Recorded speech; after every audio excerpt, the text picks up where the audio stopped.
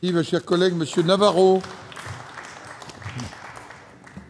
Monsieur le Président, Monsieur le Ministre, mes chers collègues, cet article 1er est cohérent avec l'ensemble de vos démarches qui visent à priver le Parlement de ses prérogatives. Déjà, avec ce gouvernement, nous ne vivons que dans le processus d'urgence qui oblige à limiter et précipiter les travaux des assemblées. C'est vrai, le Parlement constitue pour vous non pas un obstacle. Vous avez une majorité de droite et des centristes obéissants, mais un exercice que vous méprisez. Du moins, c'est ce que je ressens.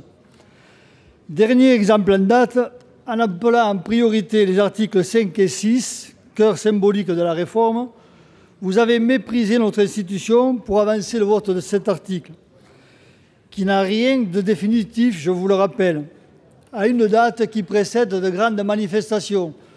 Et pour votre info, je vous l'annonce, bon, c'est vrai que c'est les syndicats, ce n'est pas la police, mais il semblerait qu'il y ait 4 à 5 millions de manifestants aujourd'hui.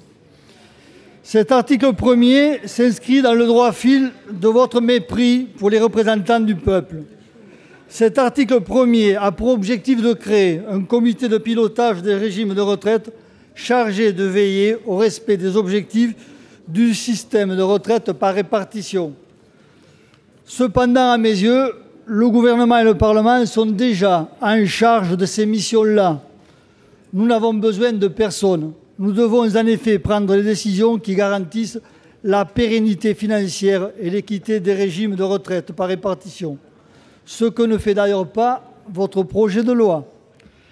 Je suis favorable au contrôle législatif des mesures correctrices concernant les régimes de retraite, d'autant plus que nous disposons déjà de plusieurs organismes d'appui à la réflexion comme le Conseil d'orientation des retraites.